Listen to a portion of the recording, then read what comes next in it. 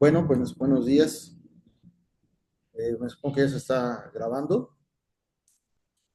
Eh, Vamos a dar inicio con el taller que se llama Modelo Lógico para el Desarrollo del Trabajo de Titulación y Honestidad Académica. Los temas que vamos a revisar en estas tres sesiones, a lo mejor está un poco apretada la agenda, pero se van a ir comentando. Eh, bueno, son los trabajos de titulación. Se abre una primera pregunta que las tesis, ¿para qué se deben realizar? La diferencia entre tesis y trabajo de tesis. Después vienen pues los trabajos de titulación basados principalmente en investigación. Ya saben ustedes que son muchas las formas de titulación en la UNAM, pero en cuanto a trabajos por escrito, sería la tesis teórica, la tesina, la tesis de investigación empírica, informe de servicio social y de experiencia profesional. Al menos desde el SUAYED, son estas las formas de titulación de Iztacala. Una pregunta que a veces se hace es cómo elegir al director del trabajo de titulación y si es posible a los miembros del sínodo. Después hablaremos sobre los alcances de los diferentes tipos de manuscritos para titulación. También haremos una referencia a las investigaciones cuantitativas y cualitativas y a la ciencia inductiva y deductiva, esto con fines de tener un perfil de investigación claramente establecido para el proyecto que uno quiere desarrollar, y después hablaremos o daremos un primer elemento sobre los fundamentos éticos en la investigación.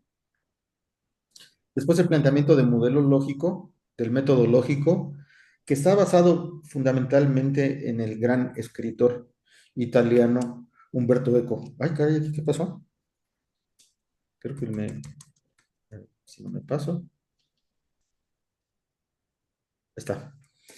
De Umberto Eco, que es cómo hacer una tesis, donde de manera muy pedagógica nos va llevando a esta cuestión técnica, ¿no?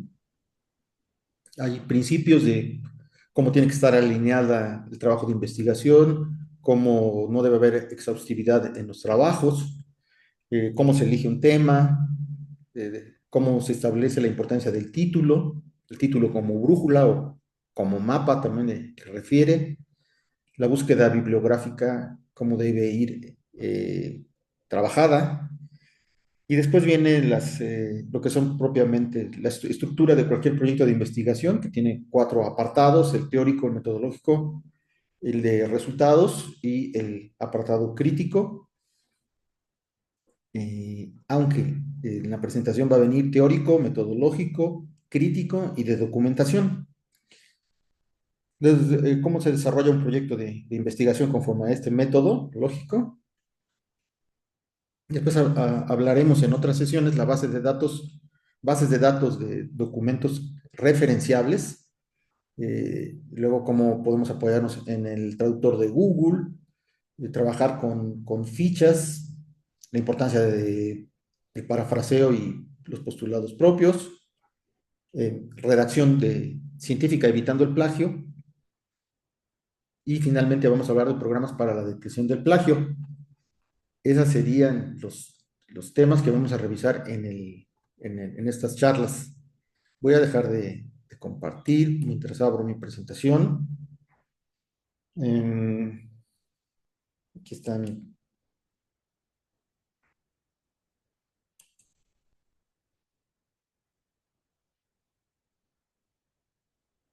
perdón, vuelvo acá.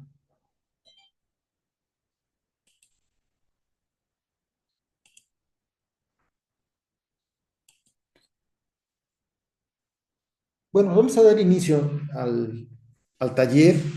Ya hablamos un poco sobre la agenda. Entonces, el título es ¿cómo fundamentar? Está un poco, debería ser la honestidad académica primero, para poder llevar a cabo una investigación y entonces evitar cualquier tipo de práctica de deshonestidad académica, a través, como lo mencionaba hace un ratito el profesor José Antonio Ortiz, a través de el desarrollo de una técnica de investigación que nos asegure que estamos trabajando con honestidad. De esa manera podemos evitar el plagio. Entonces vamos a seguir con... Para aquí no veo nada, pero bueno. El objetivo eh, sería trabajar sobre un método de investigación, que ese método de investigación científica, fundamentado en algunas características como que sea el fundamento lógico, que nos vaya llevando de la mano para poder hacer un trabajo científico, que sea riguroso en el sentido de que se siga un procedimiento y por ninguna otra razón más que sean las circunstancias de una investigación nos lleve a movernos de lo establecido en un anteproyecto. La rigurosidad consiste en apegarnos a un procedimiento de investigación, que claro, todas las investigaciones tienden a tener grados de dificultad o tener problemas de trabajo de campo o lo que sea, pero en esencia es continuar con el anteproyecto tal como está planteado. El principio de alineamiento significa que todos los conceptos que estamos utilizando en la investigación tienen que permanecer desde el título. Pues el título es como ya lo había dicho, el mapa o la brújula que nos va a llevar a desarrollar nuestro trabajo. El título nos va a llevar a organizar nuestro marco teórico, a establecer nuestras variables, a desarrollar los métodos, inclusive, que vamos a llevar a cabo en el proyecto, y también, pues, nos va a llevar a tener alcances en nuestra investigación, pero lo importante de esta primera lámina es que todo autor de un trabajo, sea manuscrito, recepcional, sea tesis, tesina, lo que sea, debe procurar generar planteamientos innovadores eh, a través del análisis de la teoría, ser crítico y sobre todo innovar. Este término de innovación pues es muy amplio, para lo que algunos es innovador, para otros no lo es, pero básicamente es que de la investigación científica surja algo nuevo, un planteamiento novedoso, una aportación innovadora, propia, y bueno, de eso se trata el desarrollo de un trabajo científico, plantear algo nuevo. Bueno, vamos a hablar de los trabajos de titulación. Aquí estoy poniendo esta foto del generalito eh, que está en San Ildefonso, que es una belleza. No sé si han tenido oportunidad de visitarlo.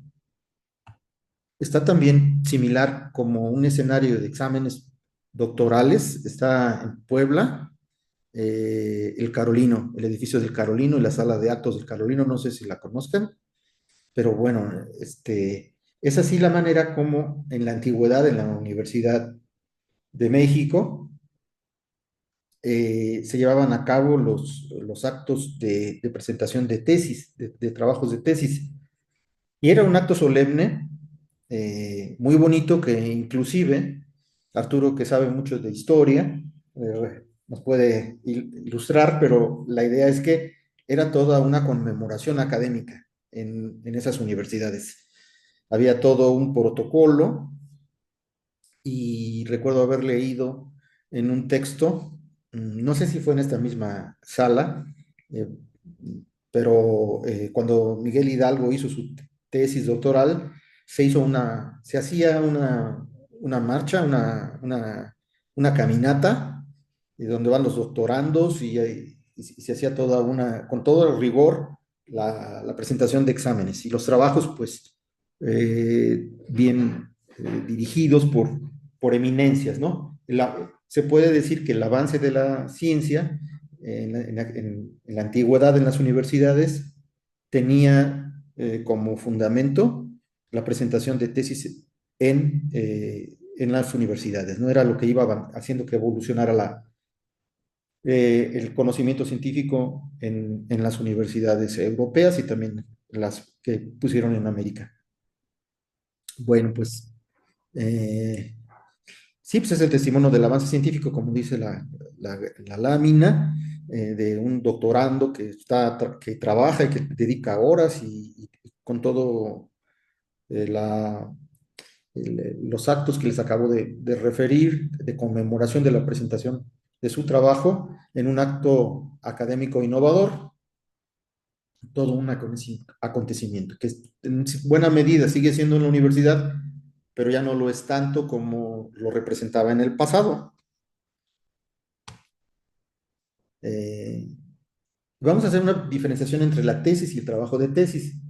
Esta cita que estoy haciendo la hace un colega, Fernando García Córdoba, que es necesario distinguir entre lo que es propiamente la tesis y el trabajo de tesis. Entonces, cuando uno le pregunta a un compañero eh, que está haciendo, o alguien le comenta que está haciendo su tesis, realmente lo que está haciendo es el trabajo de tesis, porque inclusive cuando alguien está haciendo el trabajo de tesis, no sabe cuál es la tesis que va a encontrar.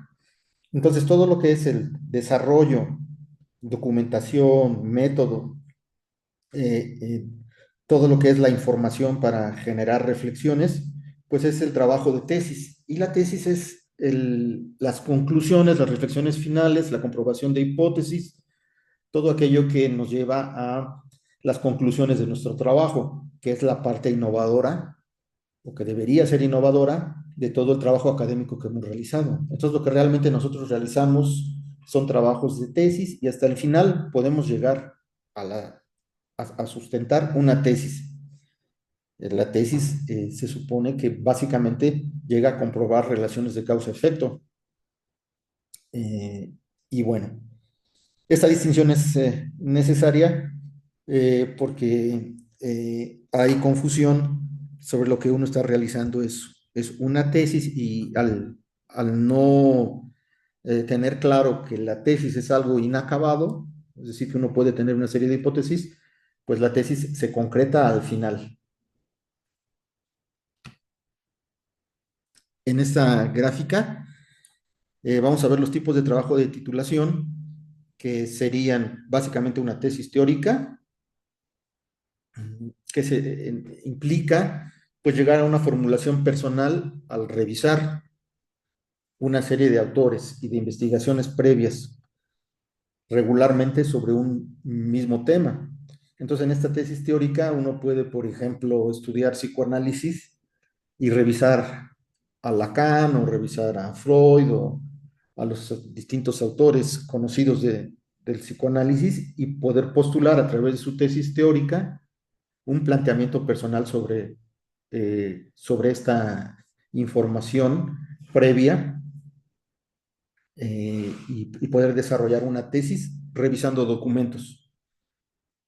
Puede uno, por ejemplo, en estas tesis teóricas, vincular teorías similares, por ejemplo, la teoría de las representaciones sociales de Moscovici con la teoría sociocultural de Vygotsky y hacer un planteamiento que pueda vincularlas.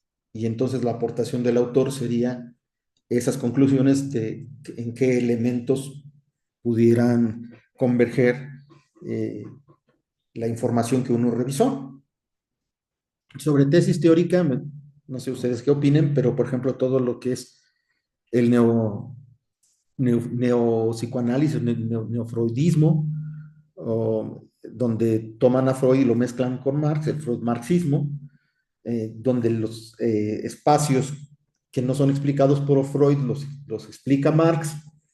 Es muy interesante cómo se hace esa vinculación de ensamblaje de teórica eh, y ese es uno de los ejemplos que podemos, que uno podría desarrollar a través de una tesis teórica. La tesina, pues es la revisión de la bibliografía del estado del arte, ¿no? Por ejemplo, el impacto de COVID en la educación superior, en alumnos de la educación superior, y entonces uno va revisando también teóricamente a través de escritos, de artículos o capítulos de libro sobre el mismo tema y llegar a establecer lo que se le llama estado del arte o estado actual del conocimiento en ese tema. La tesis empírica, que es cuando ya se utiliza método científico, el método científico a través de métodos cualitativos, cuantitativos o mixtos, poner a prueba hipótesis, utilizar las variables que vamos a revisar y entonces genera uno una tesis comprobable a través de la utilización de esta metodología. Después, en el SUAYED existen las prácticas o informes de prácticas que pueden ser prácticas de servicio social o prácticas de una materia, y entonces uno documenta esas prácticas. Si son prácticas relevantes, pues las entrega eso como posibilidad de titulación. La única condición es que esta práctica cumpla con las fases de un proyecto de intervención, desde el diagnóstico hasta la evaluación. Y el informe de la experiencia profesional, donde un alumno que trabaja en alguna institución pública o privada pasa una temporada llevando a cabo esta experiencia y la puede presentar como un documento para la, la titulación.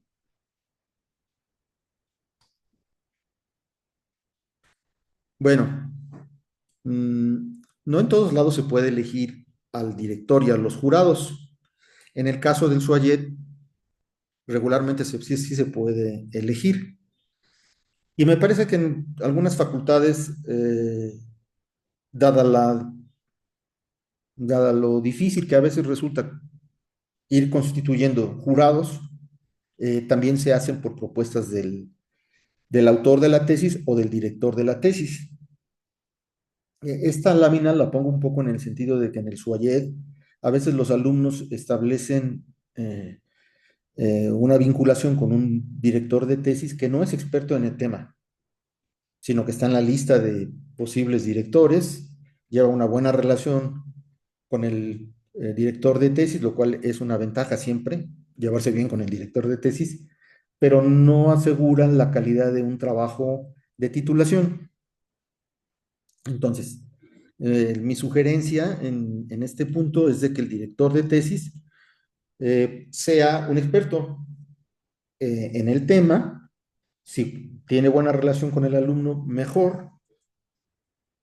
Y cada jurado se debe elegir de acuerdo con las particularidades de su trabajo académico, de tal manera que pueda revisar desde diferentes puntos de vista el trabajo desarrollado por el alumno. Entonces, si alguien hace una tesis en política, por ejemplo, en percepción de los partidos políticos, que puede ser un tema de psicología social, pues uno puede elegir al jurado que pueda tener distintas posturas políticas, que sean conocidas y que puedan hacer una revisión crítica del trabajo. Uno de los puntos que pongo aquí sobre la importancia de elegir al director de tesis y al sínodo, que también en el SUAYET se puede elegir, debe ser que el tema asegure el compromiso del autor. Haré referencia a este punto posteriormente porque muchas veces cuando los autores de los tesistas abandonan o muchos abandonan es porque no sienten un compromiso temático. Entonces dice, bueno, eso sí me interesa, pero la verdad es que no me interesa tanto como para continuar, mejor voy a buscar otro tema, ¿no? Y así pueden estar mucho tiempo cambiando de tema y de director, y es importante anclar esta decisión desde el principio que uno va a realizar su trabajo de tesis. Como pueden ver, tengo fotos que tratan de ilustrar el tema, y cuando elegí esta foto, hasta miedo me dio de estar allí enfrente o sentirme enfrente de la Universidad de Guadalajara con estos sinodales que pues regularmente tienen intenciones de poner en aprietos al autor de los trabajos, ¿no? Bueno, lo cual está bien. Luego ya comentaremos. Bueno, en cuanto a los trabajos de tesis y el manuscrito de titulación, hay diferencias importantes que muchas veces los estudiantes de la FES Iztacala no lo consideran. El- en el plan de estudios de Suayet de psicología, en realidad está establecido que un manuscrito recepcional es un trabajo integrador.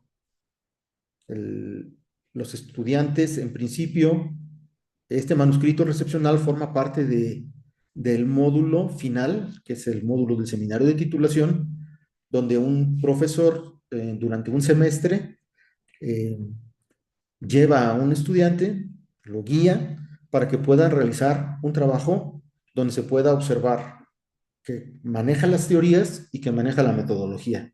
Esos serían los alcances tal como aparecen en el plan de estudios de Suárez.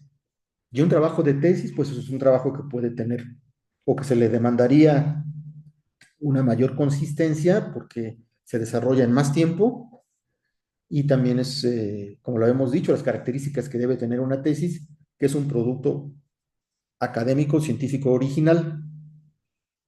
Eh, entonces, desde un tiempo para acá, en el SUAYET se les pide a los alumnos que tengan una rigurosidad similar a la de una tesis, lo que ellos deben entregar, cuando, en sentido estricto, debería ser un trabajo de un semestre que dé pie a una calificación de un módulo, que en este caso es el módulo del seminario de titulación. Bueno, vamos a hablar sobre este tema de la investigación cuantitativa y cualitativa, porque también está vinculado con la honestidad académica. Digamos que lo que muchas veces nos demandan, hay toda una discusión sobre los alcances de la investigación cualitativa y y los alcances de la cuantitativa. De hecho, históricamente, pues el prototipo de la ciencia es la ciencia cuantitativa, es decir, todo aquello que se pueda medir, que se pueda comprobar y que tenga esa fortaleza de poder ser reproducible y comprobable objetivamente.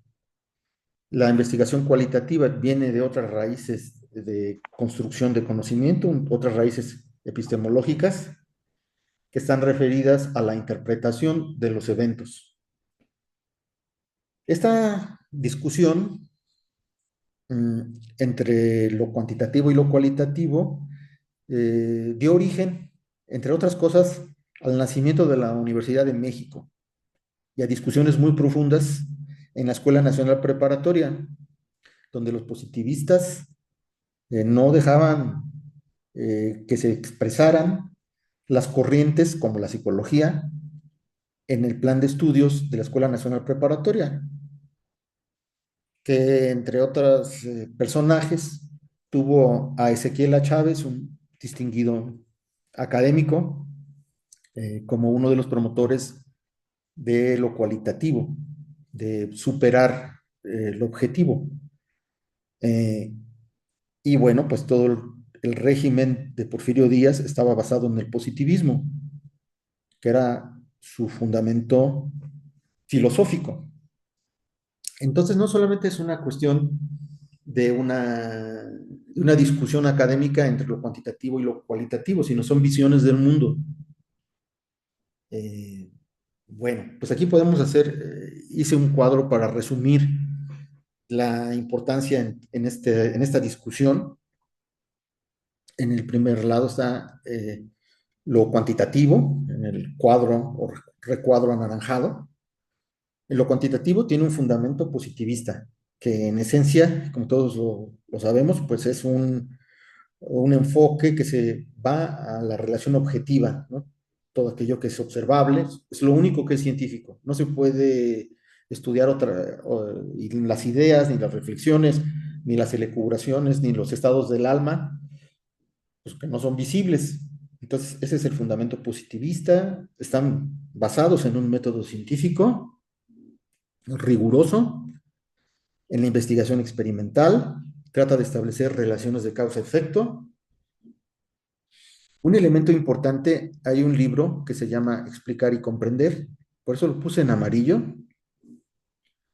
y allí se establece que este método cuantitativo busca explicar, o sea, no llega o no le interesa porque entraría en terrenos fangosos al tratar de comprender, porque la comprensión es subjetiva.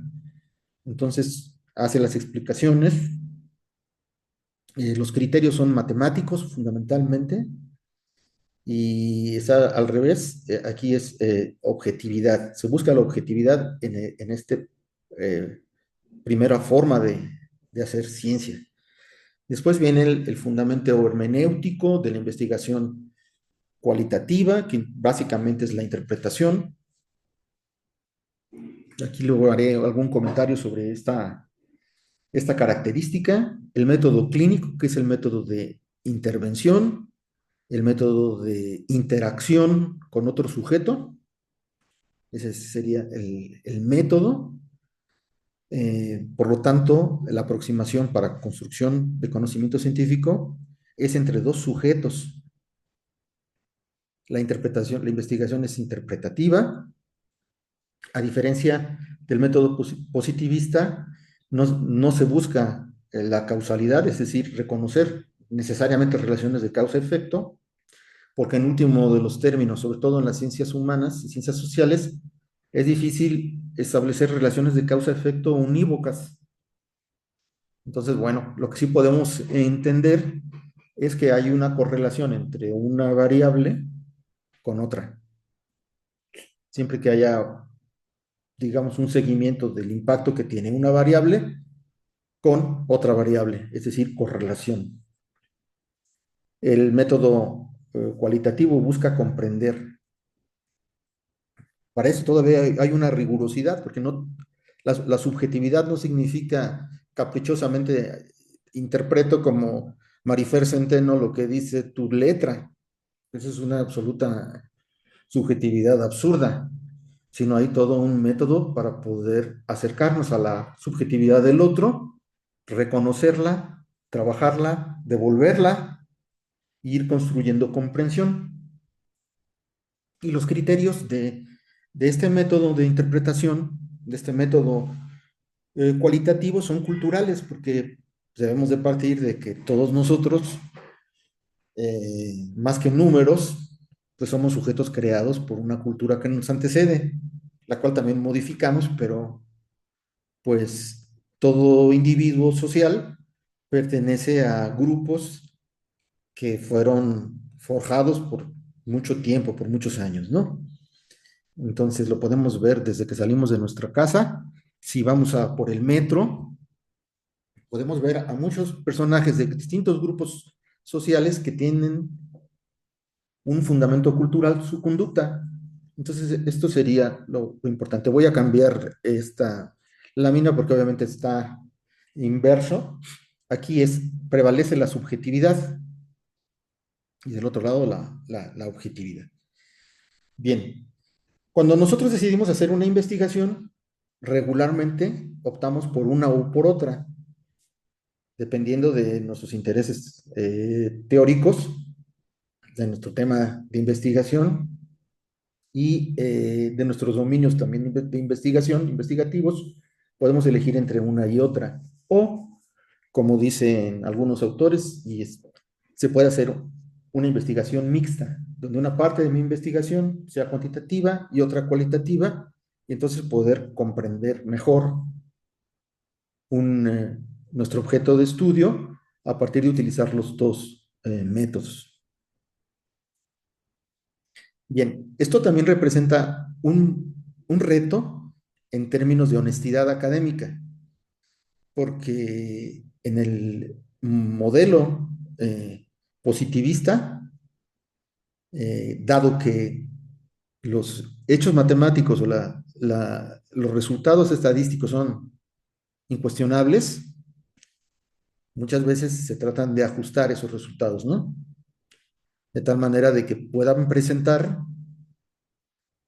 supuestas relaciones de causa-efecto, pero porque ya se han hecho manipulaciones para poder eh, demostrarla, este tipo de relaciones.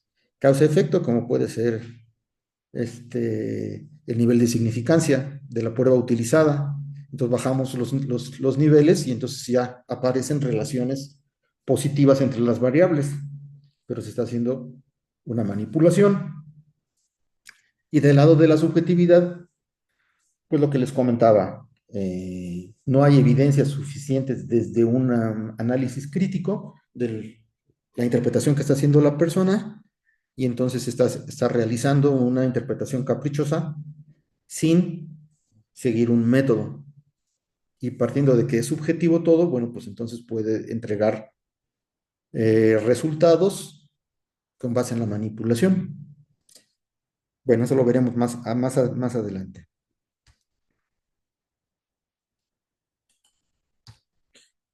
En cualquier momento me pueden interrumpir si tienen alguna duda para ir, o podemos hacer algún comentario sobre lo que hemos estado viendo hasta ahora. Bueno, vamos a entrar al tema de la ética. Hay en la actualidad, y no sé, Arturo, si en la FES Acatlán, pero acá nosotros en la FES, lo que de Iztacala, nos piden que llevemos cursos sobre bioética, que son muy interesantes. Entonces, los fundamentos de la investigación con seres humanos pues deben de tener un fundamento bioético. Hay códigos deontológicos que tenemos que revisar, que son propios de la profesión. La Colegio Nacional de Psicólogos tiene su código deontológico. La APA, la Sociedad Psiquiátrica Americana, Psicológica Americana, tiene sus propios códigos y son códigos de tipo profesional que nos van guiando a la conducta que debe tener un psicólogo en su campo de estudio, de investigación, basado en estos códigos establecidos institucionalmente. Hay leyes internacionales que también obligan a los investigadores, o no solo investigadores, sino también profesionales de la salud mental, a que cumplan con esas leyes que los guían para poder tener un trato digno a los pacientes, ¿no? Normas oficiales mexicanas de investigación, que también ya están aprobadas, y reglamentos institucionales, en este caso en la UNAM, han crecido, evitando el plagio, ¿no? Reglamentos que en el caso de la UNAM tienen implicaciones de tipo laboral cuando los directores de tesis o manuscritos recepcionales no supervisan bien a un egresado que se titula con un trabajo plagiado. Entonces, no solamente el responsable es, que por cierto no lo es, pero intentaron que lo fuera, la magistrada Yasmín, con este evento surgió todo un movimiento pues sí, de reglamentación sobre los plagios. También es responsable su director de tesis, en este caso la directora de Jazmín, que le rescindieron el contrato, eh, y que bueno, hasta donde se está peleando por su reinstalación, que probablemente ganará, o no sé si ya ganó, pero bueno, a donde queremos llegar en esta lámina es en el hecho de que hay toda una reglamentación para actuar éticamente, bioéticamente en el trabajo, en el trabajo de los psicólogos o de cualquier otro profesional universitario. Y estos, digamos, serían los alcances. Aquí en los fundamentos éticos de investigación, acabo de tomar un curso, y bueno, uno de ellos es el Código de Nuremberg, que fue publicado, como dice aquí, no sé si alcancen a ver, el 20 de agosto del 47 como producto de los juicios de Nuremberg contra los asesinos nazis que hicieron el genocidio contra los judíos en Europa. Y en este texto que aparece aquí, aparecen algunos elementos que desde 1947 son vigentes como guías del trabajo de investigación con sujetos humanos. Por ejemplo, el punto 1 ya habla del consentimiento voluntario. que es un requisito para realizar investigación en psicología. Los experimentos que deben ser útiles para el bien de la sociedad. Y bueno, no lo voy a leer todo, pero básicamente son una serie de principios de código que refieren pues, el respeto que se debe tener a los sujetos que participan en una investigación o en la práctica profesional. Por ejemplo, el 8, el experimento debe ser conducido solamente por personas científicamente calificadas, con alto grado de destreza y cuidado. Y el 9, que se contradice con la foto que aparece allí, que es que durante el curso de un experimento el sujeto humano debe tener libertad para poner fin al experimento si ha alcanzado un estado físico y mental y que ya no quiere continuar. La foto que aparece en la gráfica es del estudio de Stanley Milgram sobre la obediencia.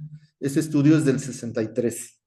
Hay una película muy interesante que recrea. Hay películas de los estudios de Milgram desde esa época. Y bueno, aquí podemos ver a un sujeto que, por cierto, no se les dejaba abortar en la participación del estudio. Más bien se les presionaba para que no abortaran su participación. Entonces, como recordarán, pues es una simulación, por tanto, es una simulación y un engaño y no se podía tener un consentimiento informado porque el sujeto participante en el estudio no podía revelársele las características del mismo, porque entonces no tendría sentido realizarlo, ¿no? El engaño es muy importante en la psicología social experimental norteamericana, porque el sujeto debe ser un sujeto ingenuo, de hecho así se le denomina. Y entonces, pues si el código de Nuremberg fue publicado en el 47, para el 63 todavía seguían ignorándolo. Y tengo entendido que en la APA hay una posibilidad que permanezca el engaño a través de una documentación donde el investigador, al engañar al sujeto, no lo pone en riesgo. Entonces, pues, sigue existiendo el engaño en la investigación psicosocial. Les hablaba de la película El Experimento, una película alemana que la pueden ver sobre el impacto de esta. No, el experimento habla del experimento del prisionero. Ese experimento donde a uno les hacen jugar un rol de policías y otros de presos sin ninguna norma previa, sino ellos se tienen que organizar y a uno les ponen el uniforme de presos y a otros les ponen, los visten de policías y con una macana rápidamente desarrollan una cultura de represión, la parte policíaca, y los otros asumen pues una cultura de sometidos. Los daños que tuvieron esos sujetos, hay un video también donde se habla de los daños que tuvieron psicológicos por participar en un estudio, un experimento social de este tipo que pues viola todo tipo de ética. Bueno, aquí vamos a hablar un poquito de lo que es el plagio y la deshonestidad académica. El plagio propiamente dicho es hacer pasar como propio o todo el trabajo o una parte del trabajo de un académico, sin hacer referencia a la autoría original. Ese es el plagio. Hay un plagio que es un plagio burdo, donde uno toma el trabajo de otro y le pone, ignora, lo ignora como autor y lo hace pasar como propio. Pero también hay plagios eh, menos burdos, donde uno va utilizando partes del texto de otro autor sin dar la autoría original. La deshonestidad académica es un concepto más amplio. La deshonestidad académica incluye el plagio, no referir fuentes utilizadas, la manipulación de los datos, usurpar autoría, inclusive en el orden de los autores. Cuando alguien no es el autor principal, por ejemplo, en un trabajo, así sea de una materia, Cuando se ponen las autorías de los alumnos, se tienen que establecer por orden de autor, de importancia de autor, aquel que puso más ideas, aquel que trabajó más, que tenía la idea original, etcétera, debe ser el primer autor. Sin embargo, usurpar autorías es una forma de deshonestidad académica. Refritear trabajos es, aparte que da lugar a turismo académico, pues es totalmente deshonesto realizar esta actividad. Omitir consentimiento informado, es decir, bueno, pues voy a hacer mi investigación, no tengo tiempo para preguntarles si quieren participar o no, ni los alcances de su participación, y llevas a cabo un estudio, es una forma de deshonestidad. Cuando uno está en conflicto de intereses, también estás en una deshonestidad académica. Por ejemplo, cuando en el anteproyecto hay las fases establecidas del desarrollo de la investigación e incumples con una de las fases, igual es una deshonestidad académica, por lo tanto tu proyecto pierde valor. Y actuar como free rider, que es algo muy común en algunos equipos de proyecto, es decir, aquel que se monta en el trabajo de los demás. Son algunos ejemplos de deshonestidad académica, aunque hay varios. Eh, Abajo pongo una referencia o que es importante fomentar la honestidad académica por medio de el compromiso de realizar una investigación que lleve a formular planteamientos innovadores propios por medio del método científico y que esta puede ser la mejor estrategia para combatir el plagio y los comportamientos deshonestos en la academia. Eh, Al inicio de la plática, creo que no estaba Su por aquí, pero yo hacía la referencia de que hay una obsesión por el plagio en los alumnos. Entonces, no copies, no copies, eh, te vamos a investigar, vamos a echar a andar un software para ver si has plagiado y qué posibilidades tiene de encontrar plagio en tu documento.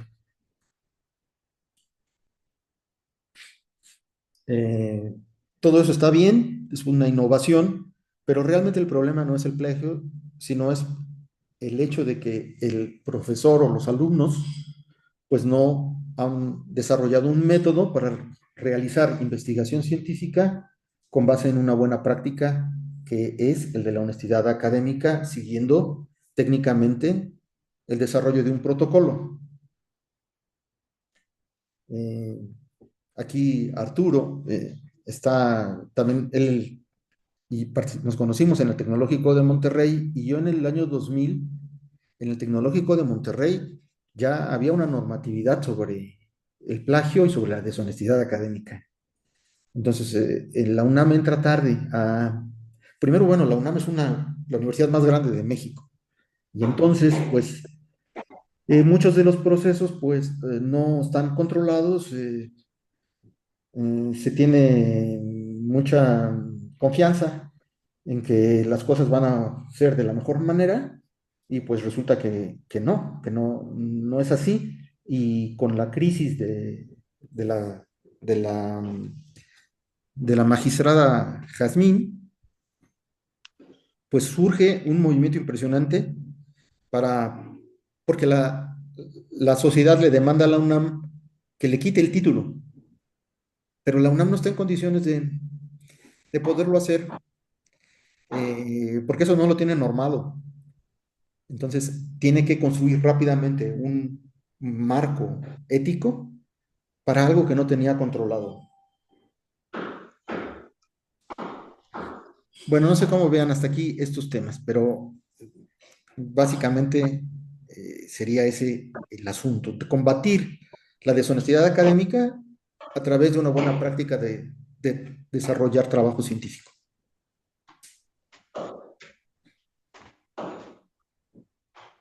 No sé si tengan algún comentario o continuamos. Hola, Pati. Hola maestro, buenos días. Buenos días. Perdón la tardanza. Bueno, no te preocupes, Pati. Bueno, pues Doctor, si me permite, sí, bueno, me Arturo, dime. parecen pues muy sugerentes algunas cuestiones que se han tratado desde el ritual, ¿no? Del examen profesional, ¿no? Que yo siempre digo que es uno de los rituales o el ritual más importante quizás que tiene nuestra casa de estudios y muchas veces pues se descuida tanto por la persona que presenta el examen profesional como por parte de las personas académicas, ¿no? Cuestiones como dar la bienvenida a las personas asistentes pues se dejan de lado, ¿no? También me parece cuestionable, ¿no? Lo mencionó usted en su momento, el proceder de de algunos profesores y profesoras, ¿no? Ya es el punto culminante y se supone que el estudiante pasó ya muchos filtros y de repente, pues, las el jurado se pone en contra del estudiante y cuestiona cosas que ya habían sido aprobadas o inclusive discutidas, ¿no? Evidenciando frente a los familiares y amigos, ¿no? Pues esas faltas, ¿no? No solamente del estudiante, sino también las faltas de las personas docentes, ¿no? Profesores y profesoras. Creo yo que debería de haber también algún protocolo en donde se estipule cómo proceder ante eh, ese tipo de eventos, este tipo de rituales, y también recomendaciones, ¿no? Que se puedan hacer por ahí, si me permite, les voy a compartir un documento, ¿no? Que no es de la UNAM, en donde hacen recomendaciones al cuerpo docente cuando nos enfrentamos a este tipo de situaciones.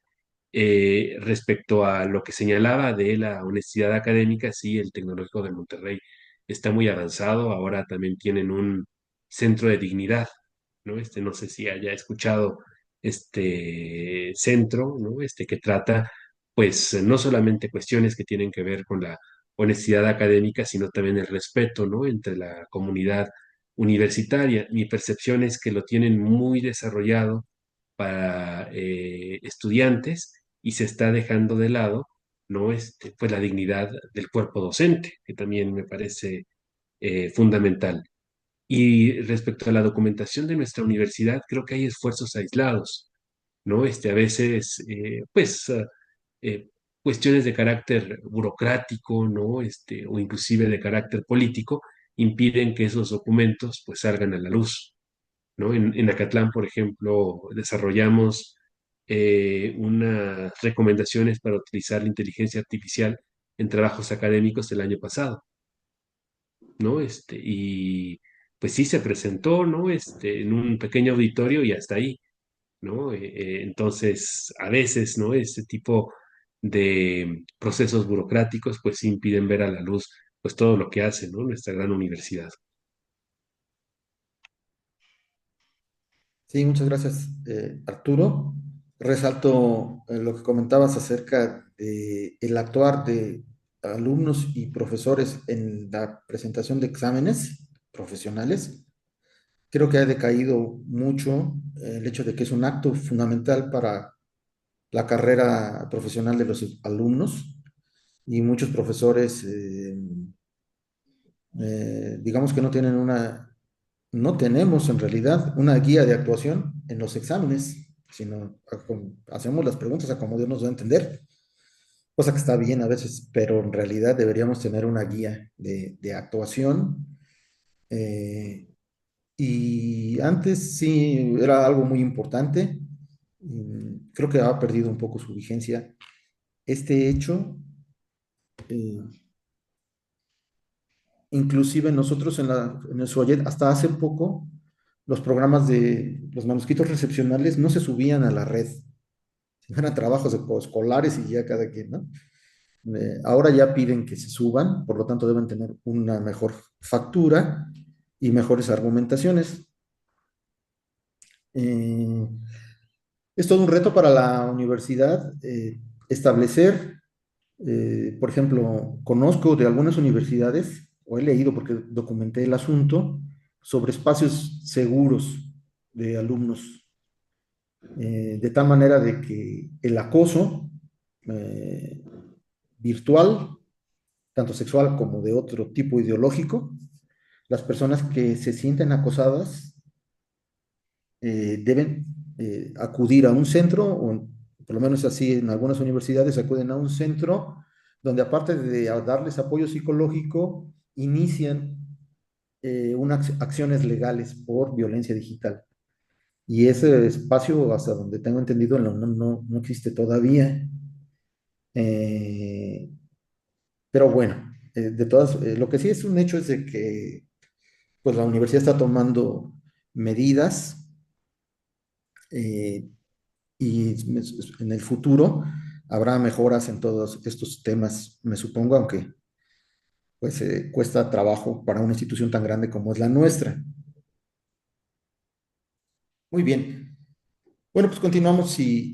Yo quiero comentar algo, doctor. ¿Me escuchó? Sí, Su. Perdón, es que estoy un poco enferma. Ah, no te preocupes. Este, Que te bueno, es mejores. cierto, gracias.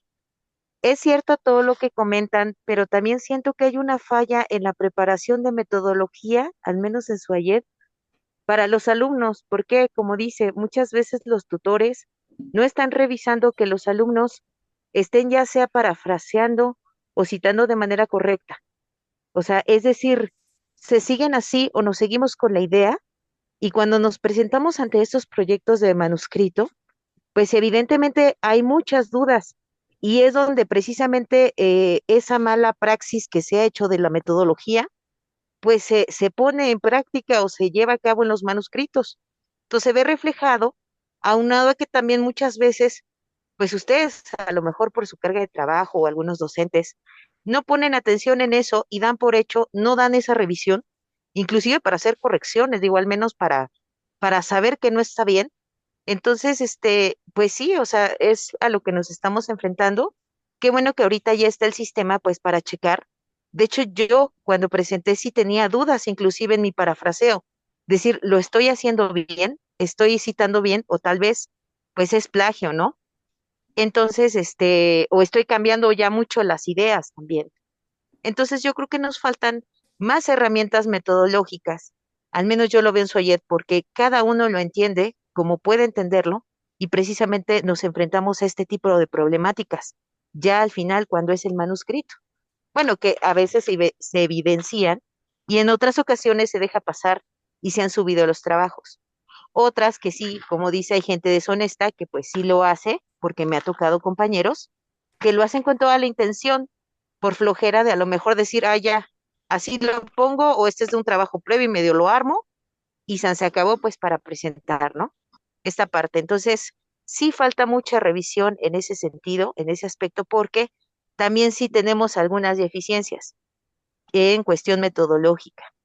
Entonces sí sería como cuestión, como dice, de ambas partes, es una corresponsabilidad tanto de los tutores y también como de los alumnos, o sea, ver que no lo estén haciendo de manera intencionada y que pues por ahí se pueda pasar, ¿no? Digo, es difícil ahora también tener trabajos al 100 porque pues obviamente en el APA es así de respiras, tienes que citarlo porque todos respiramos, ¿no? Entonces, pero también respira el doctor Marco. No, vas al baño, pues también cítalo porque es una actividad que puede ser plagiada, ¿no? Entonces, nos enfrentamos cada vez a retos académicos en donde evidentemente ya es difícil tener estas ideas originales porque también aunque uno lo piensa o lo ponga, pues evidentemente es sí, pero cítalo, ¿no? Porque aquí me aparece que es plagio, cuando no es así, o sea, no lo hace tal vez el alumno con esa intención. Entonces sí tendríamos que trabajar tal vez en esa parte de metodología y sobre todo un entrenamiento para precisamente esta parte, porque aunque está la parte práctica, hay muchos maestros que inclusive o no revisan o dan por entendido al alumno que está bien y lo dejan continuar así con sus prácticas. Entonces digo, yo entiendo que es muchísimo y tal vez muchos alumnos los que pues ustedes tengan, pero sí sería importante también que siguiera trabajando en esto la UNAM en el sistema de SUAYET. Bueno, esa es mi humilde opinión. Pues sí, Susi, la verdad de que el tema que también ocurre en otras facultades es el hecho de que los profesores ahí realizaron la mayoría ha hecho investigación, por lo menos su tesis, consideran que tienen un dominio metodológico como para orientar cualquier tipo de investigación psicosocial o psicológica. Y la verdad es que, pues, los profesores debemos aceptar que tenemos también ciertas limitaciones de método, de dominio de método. Entonces, pero claro, creo que es un área de oportunidad que los profesores podamos tomar cursos de cómo poder eh, dirigir los trabajos de tesis y poder revisarlos. El sínodo regularmente no revisa los trabajos de tesis ni de manuscritos, sino llegan al examen a ciegas, ven el trabajo ahí. Antes no era así, ¿eh? Bueno, yo recuerdo cuando yo era estudiante, tenían que firmar todos los sinodales de aceptación del trabajo y te hacían observaciones. Y si no las querías hacer, no podías avanzar. En mi experiencia, cuando hice mi tesis de licenciatura, una de mis queridas profesoras, que además era mi amiga, me dijo, si no cambias eso, no te voy a firmar. Y desde mi punto de vista no estaba justificado porque quería que pasara de primera persona a tercera persona la redacción del texto. Que claro, o sea, técnicamente siempre se dice que debe ser redactada en tercera persona, pero yo le argumentaba un criterio de responsabilidad, ¿no? De que yo me hacía cargo de lo que escribía, por eso no lo podía poner en tercera persona. Y me dijo, no, pues lo tienes que cambiar, si no, no te firmo. Y ahí me tienes, lo tuve que cambiar, porque antes lo revisaban. Y ahora creo que esa es una carencia de algunos sínodos, ¿no? Que no lo revisan totalmente. Pero sí, es una situación problemática y por eso en uno de los cuadros hablaba de la importancia de eh, elegir un director de tesis en una de las primeras láminas. ¿Qué características debe tener el director de tesis? Que tenga un dominio del tema. Porque en ocasiones uno va con un profesor y el profesor por echarte la mano te dice, sí, yo te dirijo una tesis sobre psicología de la salud, ¿no? Pero yo no sé nada de psicología de la salud, nada más porque es mi alumno y yo doy la mano, pero no es mi dominio. O en pruebas psicométricas, yo en pruebas psicométricas no domino ninguna. José Antonio Ortiz domina las pruebas psicométricas. Entonces yo lo que debería hacer cuando alguien viene y me pide eso, pues es decirle, no, yo no te puedo dirigir, te dirige el profesor, pero rechazar también significa para el profesor pues una demostración de incompetencia, o así lo puede tomar. Pues no, claro que te dirijo, ¿no? Y ese sería las características, pero hay que saber elegir bien al director y al sínodo. Y el sínodo debe apoyar al profesor para que diga, bueno, vamos a, a convocar a tal persona, a tal profesor, a tal profesor, aunque sea de otra universidad, pero nos va a apoyar para tu trabajo. Así debería ser. No, es que no es así. Algo que hacemos en Acatlán, doctor, si me permite, Sí, es que, que el estudiante o el estudiante se acerque con el jefe de nuestro programa para que sugiera las personas que van a revisar su trabajo, sin imponer, ¿no? Que el estudiante argumenten por qué, ¿no? Desearía que el doctor Marco Antonio González fuera revisor de su trabajo, ¿no? Y así, bueno, ¿no? A lo mejor el jefe de programa, quien designa, ¿no? Al sínodo, ¿no? Pues se vaya a lo mejor por tres propuestas de las cinco, ¿no? Y creo, bueno, en lo personal me ha servido mucho porque a veces se designan personas que no tienen conocimiento ni siquiera de la modalidad de titulación. Y entonces a lo mejor en un reporte de práctica esperan ver una tesis, ¿no? Que no lo es, ¿no? O un reporte de servicio social, que también nosotros lo tenemos como opción de titulación, no lo quieren revisar como una tesis o tesina y le preguntan, ¿y dónde está el marco conceptual o el marco teórico, ¿no? Entonces, eso es algo que hacemos en Acatlán y que nos ha ayudado mucho, ¿no? Orientar al estudiante, platicar nosotros como directores de tesis, ¿no? Tutores, ¿no? Y decirle que se acerque con quien designa al sínodo para, ¿no? Sugerir, ¿no? Sin imponer, por supuesto, perfiles que den revisión a este tipo de documentos. no, pues así está muy bien. Eh, claro. Mm, El trabajo de claustro eh, es muy importante, que debe ser una práctica del profesorado. Eh, en algunos lugares sí se lleva a cabo, nosotros no tenemos esa práctica de, sí tenemos unos claustros donde hay un jefe de claustro, pero nadie participa en el claustro porque no hay actividades vinculantes ni posibilidades de poder trabajar haciendo jurados, ¿no? O promoviendo jurados, que si recordarán en el método de proyectos, regularmente se busca tener jurados que sean expertos en los temas. Eh, y bueno, pues es un área de oportunidad para el SUAYED, francamente. Muy bien, pues vamos a avanzar en esta cuestión. Entonces aquí, en esta última lámina que he presentado, pues sería eh, llegar a la idea de que para combatir la deshonestidad académica se debe de cumplir con un método de desarrollo de trabajo intelectual que fundamente la investigación académica o el trabajo académico. Esa sería la idea que quisiera transmitir, más allá de hacer persecución, que está bien, entretenido, sino más bien fortalecer al alumno con comportamientos honestos en su actividad, y al profesor, y a la administración, y al rector.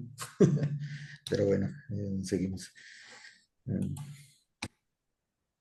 Bueno, el método lógico, eh, como ya les he comentado, eh, me lo fusilé, bueno, estoy dando su crédito a Humberto Eco en cómo hacer una tesis. Hace referencia a la necesidad de establecer en toda la investigación científica, digamos que vaya absolutamente alineado lógicamente el desarrollo de un anteproyecto, de tal manera de que la- desde la elección de un tema hasta las conclusiones, discusión, etcétera, vayan ligadas, vayan vinculadas utilizando los mismos, las mismas teorías, las mismas categorías, las mismas variables, con un objetivo muy claro, con objetivos muy claros que estén vinculados al título. Lo vamos a ver un poquito más adelante, pero la idea es que el título de la tesis o de la investigación nos lleve de la mano y no nos podamos mover de ahí. Eh, Se le llama bandazos cuando uno está revisando una tesis y viene un título en la tesis que habla acerca de la paternidad responsable, y la pregunta de investigación es, ¿qué pasaría si las madres, qué pasaría si las madres utilizaran o asumieran el rol del padre ausente? Entonces tú dices, bueno, esto no va de acuerdo con el título, o sea, el objetivo tiene que referirse al título. Lo que estás metiendo es otro tema, entonces trabaja tu tema, tu título, que hable de las madres que asumen el rol del padre. Y así van saltando, así se van saltando de categorías en todo el planteamiento que aparece ahí en una imagen, del título al resumen, a la pregunta, y son cosas diferentes. Entonces, no se puede llevar a cabo una investigación así, o sí se puede, pero la idea es que todo vaya alineado. Como dice aquí, pues estar alineadas al título. El título nos va a orientar, lo vamos a ver posteriormente. El principio de no exhaustividad es importante. ¿Qué significa esto? Que todas las investigaciones tienen un límite. Todas las tesis, todos los manuscritos tienen un límite. Llegan a explicar, una vez que concluyen, algo que debe ser claramente delimitado. No pueden sobrepasar esa exhaustividad, que básicamente, en términos metodológicos, pues está delimitada por el instrumento de investigación. El instrumento de investigación es el que nos va a decir hasta dónde vamos a llegar a obtener información sobre un tema determinado. Más allá del instrumento de investigación o de los instrumentos de investigación, no podemos explicar algo. Sin embargo, ocurre que en muchas ocasiones los sinodales preguntan sobre asuntos que están relacionados, pero que no están dentro de la investigación. Entonces el alumno debe entender que sus investigaciones tienen un límite como la de cualquier investigador. Eh, y esta no exhaustividad también delimita la búsqueda de la información del investigador. Ocurre que hay alumnas del SUAYED que no se titulan un semestre ni al otro, porque siguen buscando información. Cuando la información que ya están buscando ya está, ya es exótica al tema, al tema principal de su trabajo, porque dice que no está suficientemente argumentado, ¿no? Y así uno puede tener estos vicios de investigación que pueden quedar claramente delimitados a la hora de hacer el protocolo. Eso es el alcance limitado a las teorías que se están utilizando. Cuando se habla de los campos de información, se habla del instrumento de investigación que estamos diseñando o que estamos utilizando, que solamente vamos a informar, a dar resultados sobre esas categorías que vienen en el instrumento utilizado. La elección de un tema de investigación, pues, es algo que que debe representar un compromiso intelectual y profesional del autor. No debe ser una moda, ni debe ser algo que esté ahora investigándose mucho, que hay mucho material, ¿no? Entonces muchos están haciendo tesis sobre inteligencia artificial porque es lo de hoy y la verdad a lo mejor ni les interesa o no tanto o están intrigados, pero quizás sean maestras de primaria, de preescolar y pudieran desarrollar un trabajo sobre su práctica profesional.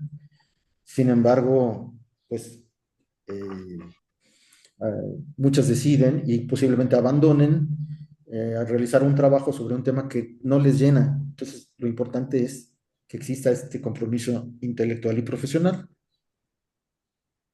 Sí es importante este tema para evitar el abandono.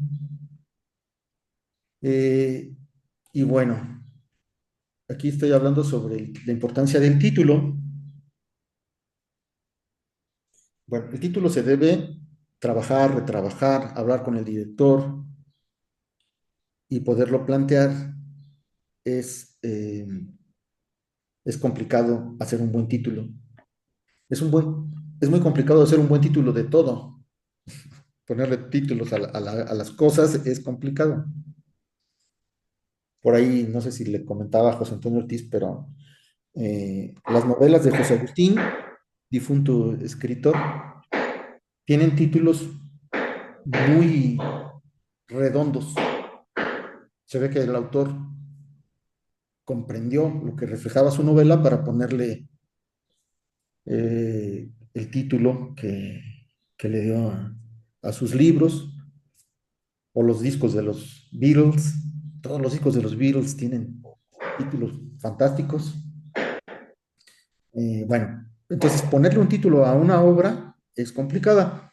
En el caso de la investigación, pues el título nos va a guiar y por lo tanto hay que pensarlo mucho de qué se trata. Bajé una carátula de un título de una tesis de una universidad peruana. Y entonces se llama Los estilos de aprendizaje en el rendimiento académico de los estudiantes.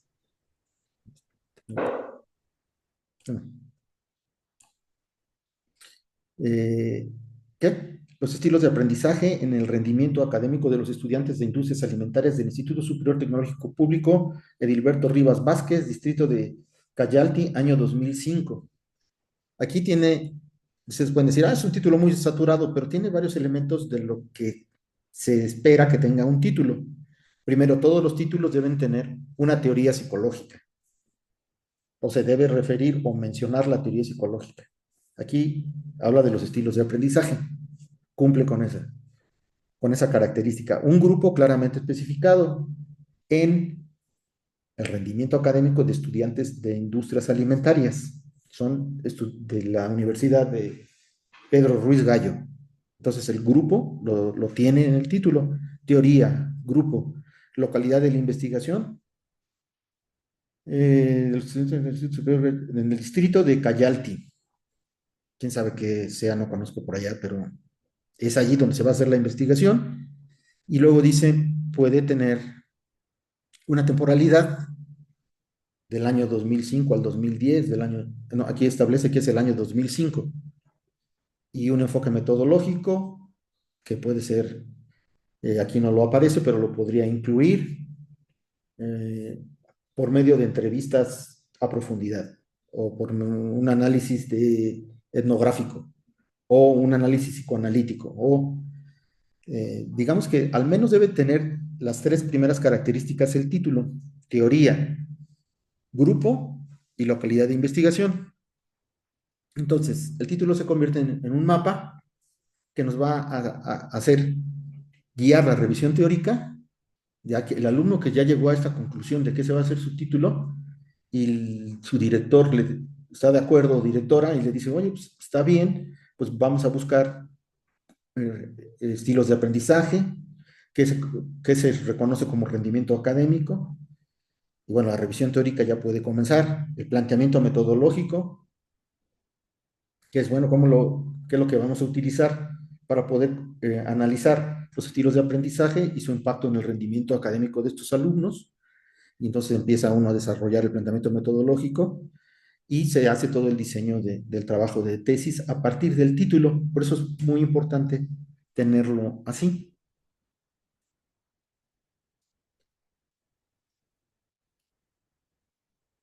Vamos a pasar a lo que son las estructuras de los proyectos de investigación. Eh, en tesis, tesinas o cualquier tipo de informe de investigación, se tienen cuatro apartados. El apartado teórico, que es todo el marco analítico de documentación que uno tiene para poder sustentar el desarrollo de la tesis.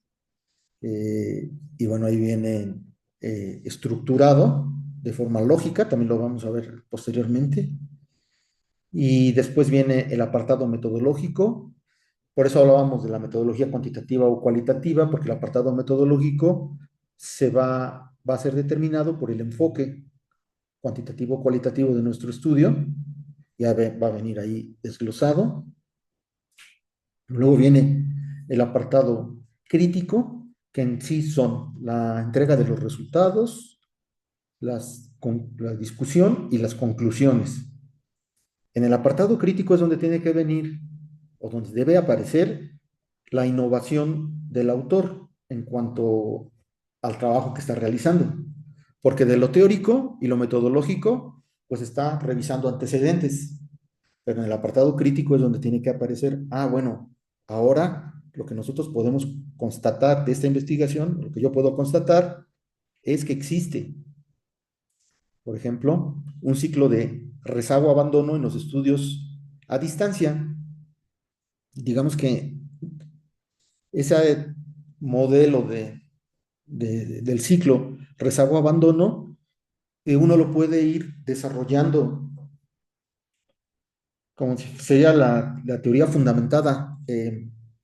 La teoría fundamentada es un método donde el autor, al estar revisando, haciendo una investigación, trata de teorizar sobre lo que va descubriendo, eh, cómo está impactando en la teoría que da sustento a mi investigación y cómo metodológicamente puede ocurrir que me esté revelando algo más importante.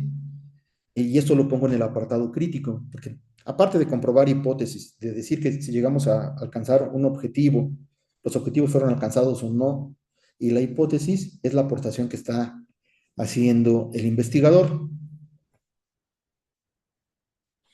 Me gusta mucho una investigación que creo que es del 58 de un psicólogo social norteamericano que se llama Sheriff. Bueno, en realidad eran los sheriff y no precisamente vaqueros, así se apellidaban.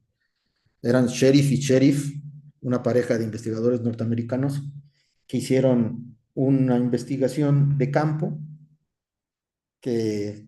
los norteamericanos son muy buenos para inventar cosas, pero pudieron hacer una investigación controlada en campo en un lugar que se llama la Cueva de los Ladrones, que creo que en inglés es Roberts Cave, en Oklahoma, en Estados Unidos. Entonces ellos lo que hicieron fue, eh, pues en buena medida violando todas las normas éticas habidas y por haber, se llevaron a niños de 12 años, creo que de 12 a 14 años, a un campamento, diciéndoles que era un campamento como de Boy Scouts y se hizo una selección de sujetos con cierta homogeneidad, que fueran niños de, pues, anglosajones, y los llevaron allá, engañados, diciéndoles que iban a pasársela a todo dar y que iban a hacer un campamento, ¿no? Los que hacían las veces de monitores ya estando en el campamento eran investigadores, o sea, a lo mejor hasta disfrazados de Boy Scouts, pero eran investigadores que estaban observando y teniendo sus notas, eh, y estando allá, y desarrollaron lo que era el conflicto intergrupal.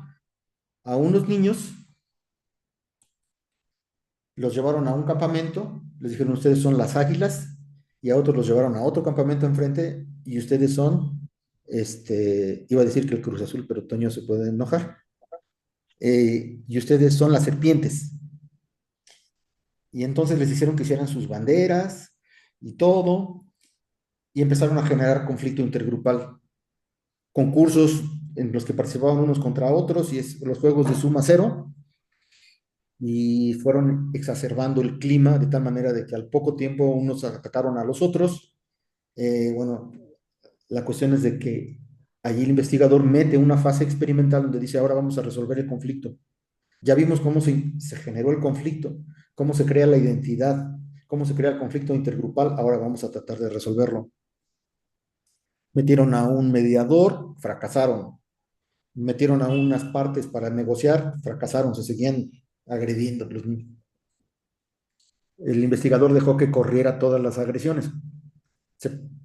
Hasta que la única forma de resolverlo fue lo que se llaman unas soluciones conjuntas, y allí lo que ocurrió es que los ponían en situaciones donde los dos miembros de los dos equipos tenían que participar para resolverlo.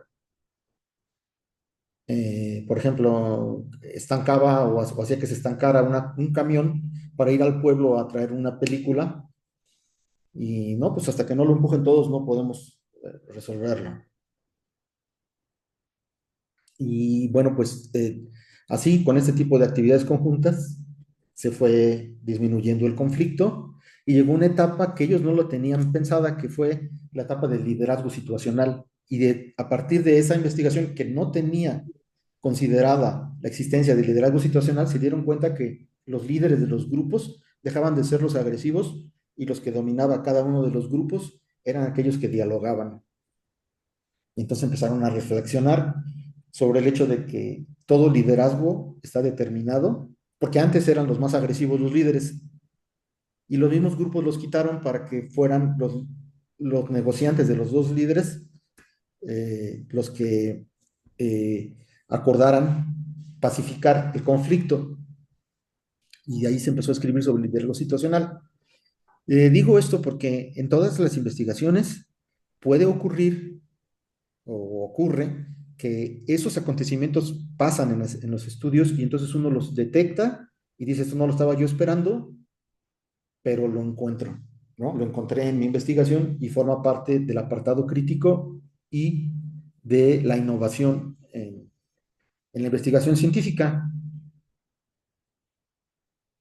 Todo lo del que les comenté del ciclo rezago-abandono, digamos que lo documentamos a través de estudios de mujeres en el SUAYED, de cómo las mujeres que abandonan primero empiezan a tener rezago, empiezan a tener falta de confianza en sí misma, culparse porque dicen que fue una mala decisión entrar a la universidad, porque no es para ellas, porque tienen problemas con el marido, porque las hijas les dicen que abandonen, y hay una serie de consideraciones que están más allá de la situación propiamente educativa, sino que tiene que ver con el contexto de las estudiantes, de las condiciones. Entonces, eso va impactando en la motivación, empiezan a rezagarse, y cuando empiezan a rezagarse, empiezan a abandonar. y dejan la carrera.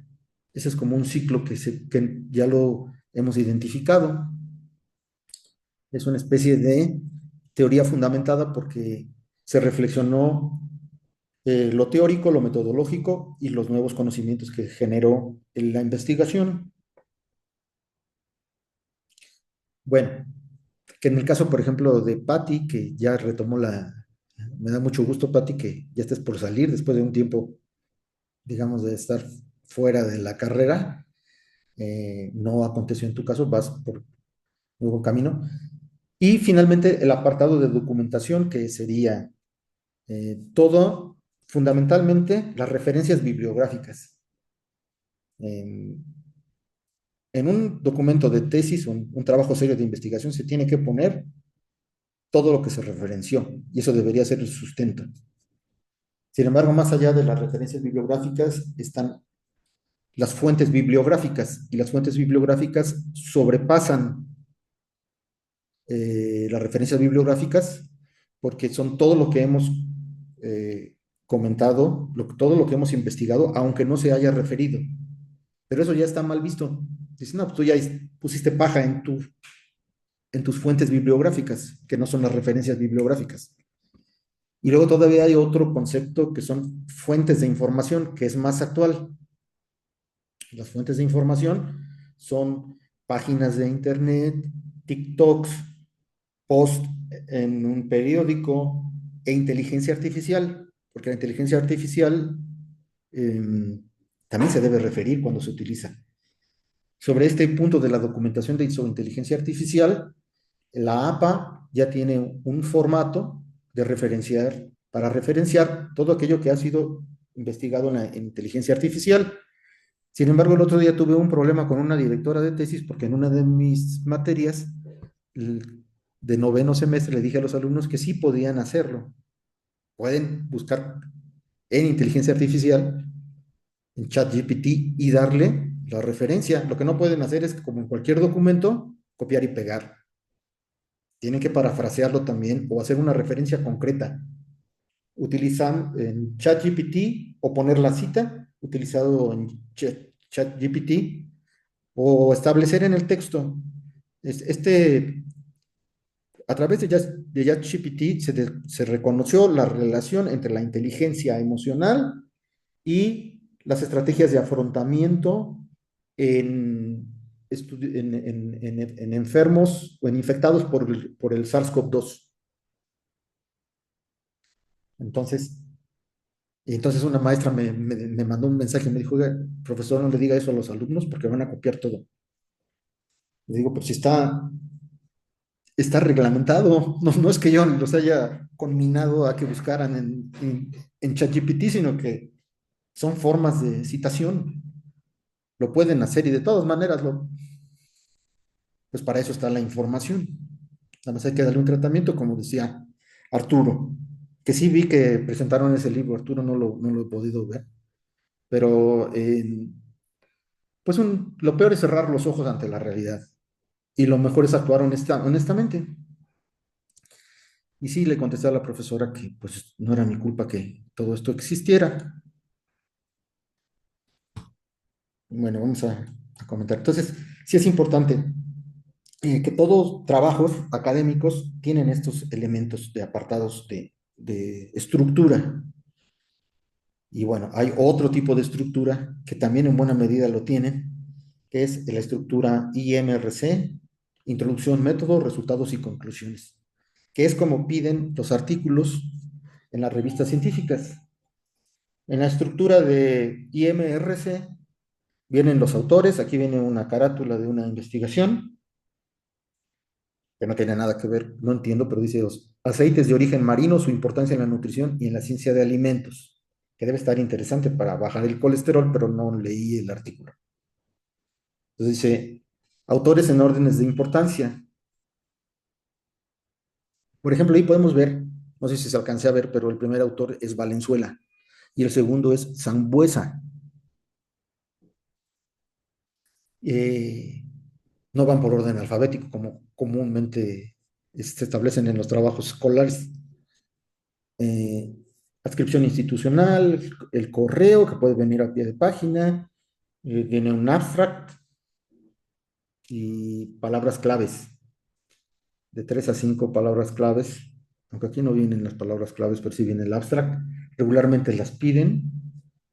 Mm, Ahora que veamos la revisión de artículos científicos, vamos a ver que una manera de aceptar o de recolectar un documento científico es primeramente leyendo el abstract y sabiendo si se apega a nuestros intereses de nuestro trabajo de investigación, pero a veces los abstracts están mal hechos o la mayor parte de las veces no incluyen todo lo que dice el texto, entonces uno tiene que confiar en que lo haya hecho bien el autor y a veces, pues, como te pone que no debe de tener más de 250 palabras, pues lo vas recortando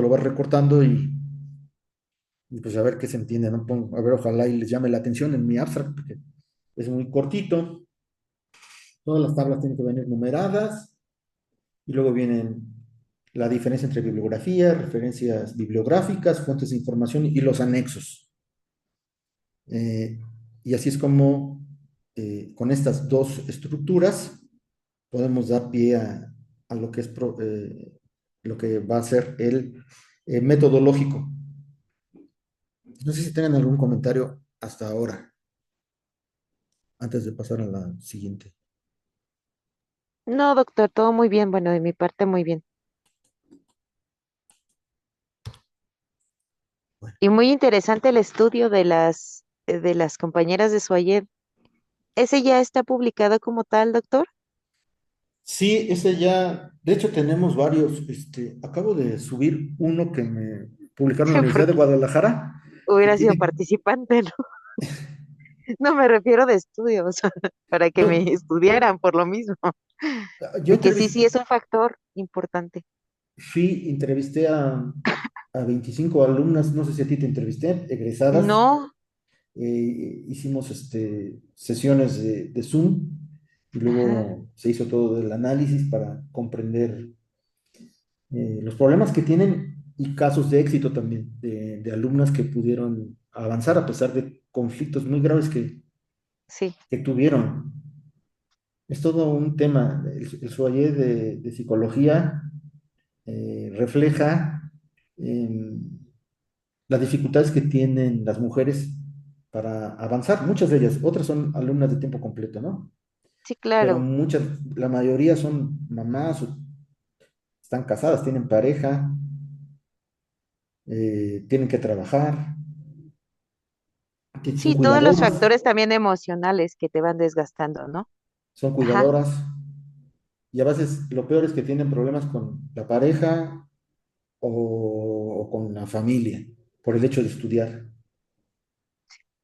Muchas dicen, pues es que el tiempo, yo siento que el tiempo no me pertenece, porque en mi casa primero tengo que hacer las cosas, darle de cenar al marido y después estudias. Y es como una convención. Y bueno, de violencia hay muchos casos documentados sobre la violencia intrafamiliar y más bien de pareja. Y eso es algo que la administración debería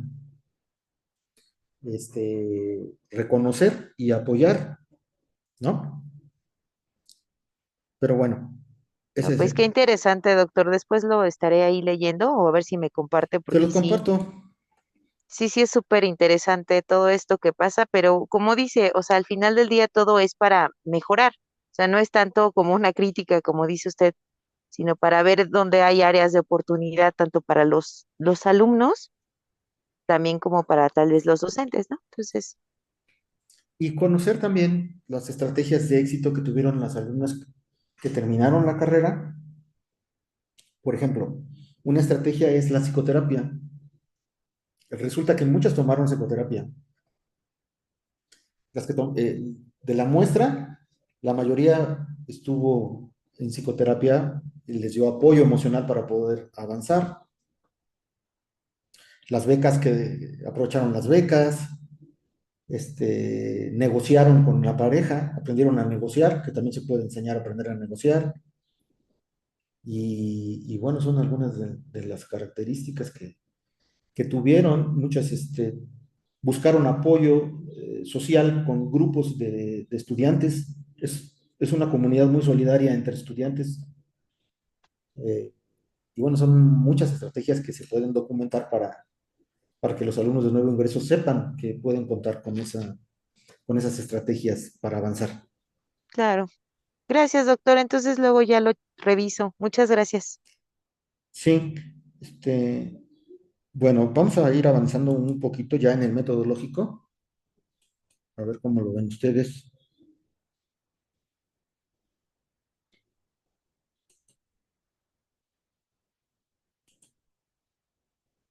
No sé si ya se observe. Sí, ya se observa. Bueno, la integración lógica de los proyectos de investigación.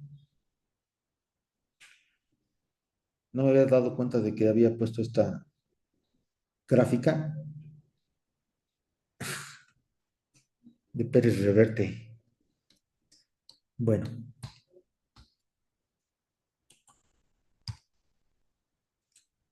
bueno, el título, ya lo habíamos dicho, contiene un tema, teoría, grupo social, metodología y temporalidad, se pueden incluir. De acuerdo con el APA, y bueno, claro, una cosa es el inglés y otra cosa es el español, el título no debe ser mayor de 15 palabras. Como acabamos de ver el título de la tesis que leímos, pues el título sobrepasa las 15 palabras. Es muy rígido en esta cuestión, pero digamos que una vez que está integrado el título con tema, teoría y grupo social, se puede ir perfilando el anteproyecto. Eh, y aquí insisto también en que contar con un buen título pues nos va a ayudar a la planeación y al desarrollo del planteamiento teórico y metodológico. Bueno, aquí hago algunas referencias con unas tesis. Crear un compromiso entre la investigación y el autor, o con la interacción intelectual, experiencias vividas, o sea, que sea algo vinculante. Después aquí, pues, ¿cuántos casos conocen de gente que no culmina su tesis de licenciatura o posgrado porque no tiene definido el título, el tema, el título? Eh, Hay una neurosis que es reconocida en el trabajo de los tesistas, eh, que se manifiesta de muchas formas y alguna es que no están seguros con el título que están desarrollando y otro es el que no están convencidos de que la información que tienen sea suficiente. Y bueno, yo conozco muchos casos así. Aquí hay un ejercicio, por ejemplo, de cómo se construye un buen título. Por ejemplo, primero, los conflictos fronterizos México-Estados Unidos en el periodo de 1940 a 1960, un estudio documental en la prensa del Distrito Federal. Y luego la construcción de la imagen paterna en niños varones del orfanatorio del DIF en Atizapán de Zaragoza. Imágenes y estereotipos de la mujer mexicana en las películas del Indio Fernández. Bueno, ahí son algunos títulos que pudieran mejorarse, que contienen elementos teóricos, que contienen elementos de muestra, de grupos, y entonces podemos iniciar ya la investigación. Aquí es que les pido, pensé que iba a haber más compañeros, pero el título de un trabajo de investigación, que sería lo primero que habría que pedirle a los estudiantes, trabajar sobre el título. Eh, Aquí hago una referencia sobre los marcos teóricos que se quedan cortos o que sobrepasan. El marco teórico solamente debe contener información que sustente lo que se va a desarrollar. Eh, Aquí hay una especie de marco teórico de una tesis en inglés, políticas de ajuste en México, y bueno, pero si se dan cuenta, la idea de ir haciendo numerales es la que nos va a dar la posibilidad de poder utilizar las gavetas, como les llaman, eh, y poner información aquí. En el uno, en el tema uno, Background to the 1982 Economic Crisis, de, habla sobre la crisis económica del 82 y luego la evolución después del 82.1, 1.1, la crisis de deuda del 82, que es la 1.2. Entonces, pues muy sencillo, leemos, vamos leyendo temas relacionados a nuestra tesis y las vamos etiquetando. Este artículo o esta cita va al 1.1, esta va a la 1.2 y así. Y esto lo vamos, hay muchas formas, desde ficheros, programas de ficheros, hasta en Word ir acomodando nuestras fichas. Aquí les he de comentar que no hay otra forma de hacer ciencia más que copiar. No hay. Así se enojen. Eh, es que no. Estaba acordando de las fuentes de creatividad de Edward de Bono. Una de las fuentes de creatividad de Edward de Bono es el copiar.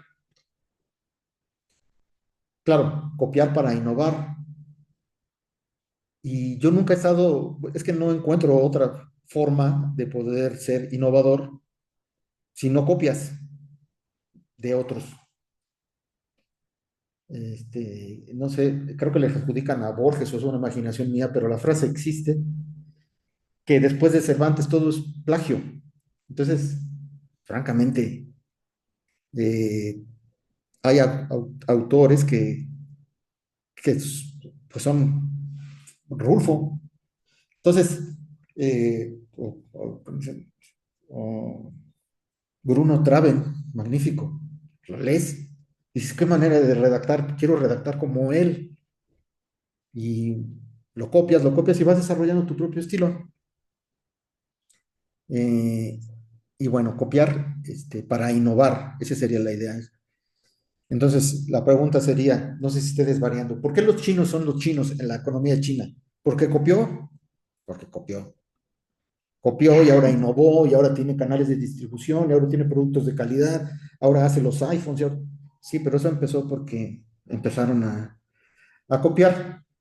Copiar y pegar es un vil plagio, pero copiar para mejorar es un desarrollo. Me estoy metiendo en problemas, pero esa es la verdad. Bueno, esa es mi opinión. Por ejemplo, la elaboración del marco teórico. Si nos vamos por la segundo título, dice la construcción de la imagen paterna en niños varones del orfanatorio del DIF en Atizapán de Zaragoza. Ya llegamos a esta redacción de un título, ¿no? ¿Por qué? Pues porque vivo cerca de ahí, porque hice mi servicio social en el DIF, me di cuenta de la carencia de la imagen paterna en niños, qué entienden por imagen paterna, y entonces puedo desarrollar un marco teórico a partir del título. Tengo que investigar la imagen paterna, la orfandad, el DIF y el municipio de Tizapán. Debo dar algunos datos. Entonces, ya voy con mi director de tesis y le digo, ya que llegamos a este acuerdo, te propongo hacer este esquema de marco teórico. Estos serían los capítulos. Ah, pues me parece bien porque están contemplados en el título. Todo esto es mejorable, ¿no? Pero digamos que llegamos al acuerdo con el director y él te dice, bueno, pues vamos a desglosarlo para que tenga un sentido, vamos a hacer el desglose del marco teórico. Sobre la imagen paterna, la función del padre a través de la historia, el padre de la sociedad mexicana, la imagen paterna de acuerdo con el psicoanálisis, si al autor le llama la atención, a lo mejor yo lo quitaría, pero si ese es su enfoque, digamos que esta sería una estructura, una propuesta de estructura del marco teórico. Oye, no, pues está bien. Entonces ya tienes los cajones. Por ejemplo, aquí en este marco teórico, en el capítulo 2 la orfandad, 2.3 se desglosa uno, que es el 2.3.1 del niño huérfano, las conductas del niño huérfano. Bueno, pues entonces ya tenemos el marco teórico y vamos haciendo las fichas. Este es del libro Los niños huérfanos en Ciudad Mesa de Benavides del 2005, Conductas del niño huérfano internado. Si nos vamos aquí atrás, Conductas del niño huérfano internado. Entonces, esto ya lo tenemos aquí etiquetado y tenemos la cita textual. Mi opinión es de que hay que trabajar con citas textuales, ya sea en español o en inglés o en francés, siempre poniéndole la página y el autor. Nunca perder de vista de que ese texto que estamos ocupando tiene una autoría y tiene una referencia. La página es la 21 de Benavides de los niños huérfanos. Entonces, claro, estoy trabajando con citas textuales de otros autores, pero esto me va a dar pie a la parafraseo o a generar conclusiones sin parafrasear de las citas que yo he encontrado. Pueden ser de las dos. Esta última es mejor que el parafraseo, porque también el parafraseo, si es en exceso, se puede considerar plagio.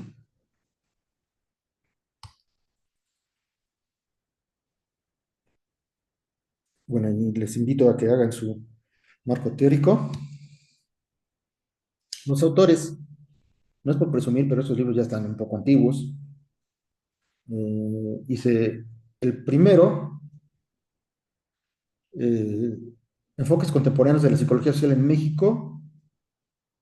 Y bueno, les pongo la portada donde, fíjense, yo en ese entonces era profesor del TEC y director era Cande Muchacu del Centro de Investigaciones. Invité a Jorge Mendoza a participar, sacamos dos libros en conjunto. En este, a pesar de que fue financiado por el TEC de Monterrey, el que hizo más trabajo de documentación fue Jorge, y le dije a Jorge que fuera el primer autor. El hecho de que aparezca en primer lugar lo hace primer autor y le dan más puntos en cualquier evaluación científica. Y aquí hice este de la política más allá de las urnas. Hay otro texto donde aparezco yo en primer autor y Jorge en segundo. Los autores pues se tienen que presentar por orden de importancia, ya sea libro, artículo o trabajo académico escolar. Eh, las ciencias académicas las evalúan por orden de importancia, primer autor, segundo autor, etc. Viene aquí la introducción. La introducción, de acuerdo con el modelo metodológico, se puede escribir al final. Eh, y aquí pues se expresa lo que se intenta conocer, etcétera. Así es una presentación y el objetivo general del estudio. Digamos que esos serían los alcances de la introducción. Les recomiendo inclusive una redacción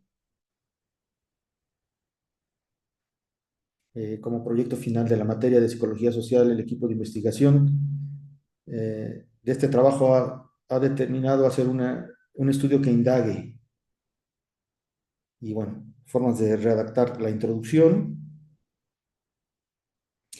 La relevancia social de la investigación es la justificación en términos, como se dice aquí, sociales, y se justifica la importancia del trabajo realizado, que se está realizando o se realizó, porque se escribe ya a la hora que se entrega.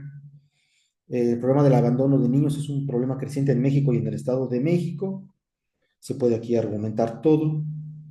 Hace rato tuve una sesión con una alumna de doctorado donde estoy en su equipo de Sino 2. Y bueno, ella en la relevancia social argumentó algo como, siguiendo con los objetivos del plan de estudios del doctorado en psicología, eh, este estudio tiene que o busca encontrar a través de métodos científicos probados, etcétera, etcétera, porque en el plan de estudios del doctorado en psicología, tal y tal y tal y tal, y la UNAM, no sé qué, bueno, le digo, mira, eso es para que entres al doctorado. No, no es un motivo de realizar una investigación que tu investigación se apegue al plan de estudios. O sea, realmente la relevancia social es el problema que estás investigando, cómo lo vas a abordar y la solución que pretendes darle, ¿no? La argumentación institucional no aplica en este caso. Los antecedentes de las investigaciones en el anteproyecto, pues se tienen que poner, eh, no es marco teórico, se hacen referencias al autor o a estudios clásicos. Mm, por ejemplo, en la investigación que estábamos mencionando, eh, se puede poner algo así como: esta investigación es acorde con investigaciones como las realizadas por Borges sobre la conducta cooperativa competitiva de niños, y por Hefner, etcétera. Entonces ahí está la... Bueno, un poco la idea de los objetivos es ya empezar con la alineación de los conceptos. Realmente solamente existe un objetivo general que va alineado con el título. Después hay una serie de objetivos específicos que son propósitos de investigación del investigador, pero que no están vinculados, bueno, que están relacionados con el objetivo general. El objetivo general se alinea al título, y los objetivos específicos son aquellos que intenta encontrar o pretende encontrar el investigador. Y luego los que les mencionaba, objetivos no evidentes para el investigador, que surgen, como en el caso de la investigación que les comenté, de los sheriff y sheriff. Por ejemplo, en la redacción de un objetivo general, la construcción de la imagen paterna en niños varones del orfanatorio del DIF en Atizapán de Zaragoza, el objetivo general es prácticamente el título: identificar las características de la imagen paterna en niños varones del orfanatorio del DIF en Atizapán de Zaragoza. Entonces estamos cumpliendo con el objetivo general. Este es nuestro título. Nuestro objetivo es, apegados al título, redactarlo. Ya los objetivos específicos son, por ejemplo, conocer el desplazamiento afectivo de la imagen paterna en el grupo estudiado. No está vinculado al título, se desprende del objetivo general, pero es algo muy concreto que el investigador pretende alcanzar, dada su enfoque psicoanalítico que ya lo había referido anteriormente, ¿no? Cómo se desplaza afectivamente la imagen paterna en los niños, ¿no? Aquí es cómo hacer algunos ejercicios de redacción de objetivos, que sería pues repetir los títulos descritos como objetivos. Es muy importante generar esquemas de investigación, porque gráficamente nos ayuda al autor a ver dónde va a la hora de plantear su estudio. Y también los evaluadores, pues, eh, ven cómo está dándose el proceso de estudio, y es una guía para el investigador. Me voy a saltar, está en inglés, pero viene desde el esquema de investigación, el diseño de cuestionarios, una red de expertos que nos apoyen a... Esto lo hizo un esquema de investigación, estudiando la situación presente de las tecnologías y su relevancia y las tendencias, preparando los candidatos tecnológicos para participar en la investigación. Se realiza la investigación, análisis estadístico, y y el reporte final. Es muy importante tener este tipo de esquemas para el autor y también para el director de tesis. Entonces, es lo que se va a realizar. Bueno, el problema de investigación, también solo existe una pregunta de investigación. Debe enunciarse en el título. Entonces, aquí, si la pregunta es la construcción de la imagen paterna en niños varones del orfanatorio del DIF en Atizapán de Zaragoza, y el objetivo general es identificar las características de la imagen paterna en niños varones del orfanatorio del DIF en Atizapán de Zaragoza, ¿cuál sería la pregunta de investigación? Pues sería algo así como: ¿cómo se realiza o cómo se concreta la construcción de la imagen paterna en niños varones del orfanatorio del DIF? Ustedes pueden decir, bueno, pues es lo mismo. Pues sí, pero se está alineando ya. No saltarnos o dar bandazos, como les dije, se pierde el objetivo de la investigación. Bueno, ya es la 1:01. Vamos a dejar esto hasta aquí. para verlo el miércoles. El miércoles vamos a revisar lo que es el trabajo de gabinete. Primero la búsqueda de información, cómo agrupar las revistas científicas identificadas, cómo hacer, cómo generar o obtener de los documentos revisados los conceptos centrales, hacer las referencias y organizarlas de manera lógica para después tengo una tablita donde viene la cita textual en el idioma, la traducción en español, la interpretación, que sería la tercera de las columnas, y la referencia bibliográfica en APA. Ahí tengo un sistemita para poder ir aterrizando la revisión bibliográfica y fuentes de información referenciables. Bueno, voy a dejar de compartir.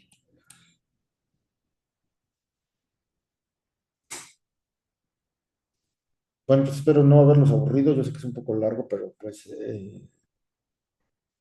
no sé cómo ven ustedes el asunto. Por aquí hay en el chat.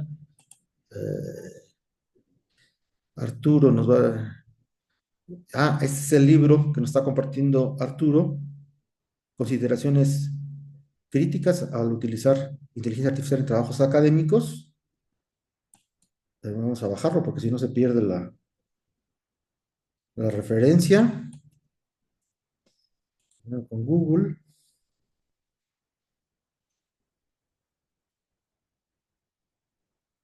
Ahí está, Jorge Pérez y Arturo Salcedo. Excelente, muchas gracias, Arturo. Nos compartió este documento.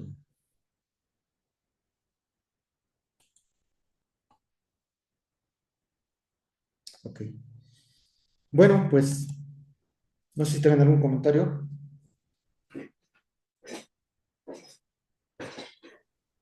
¿No? No, gracias. De mi parte no.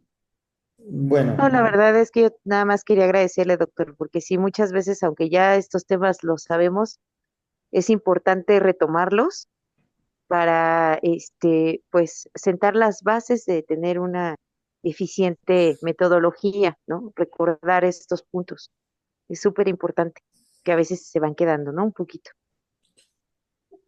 sí, gracias. Su. Pues qué bueno que lo estamos revisando. Después voy a subir todo el material y nos vemos entonces el miércoles a las 11. ¿Está bien? Ok. Gracias, Pati. Y Muchísimas pues, gracias. nos vemos entonces. De Hasta todos luego, los, muy Igual, buena hasta tarde. luego. todos los materiales los voy a compartir todo el video por si quieren revisar después. Muy Y bien. bueno, nos Gracias, estamos doctor. viendo. Un gusto escucharlo. Chao. Gracias. Que Hasta estén Bye. luego. bien. Nos vemos el miércoles. Bye. Gracias, bye.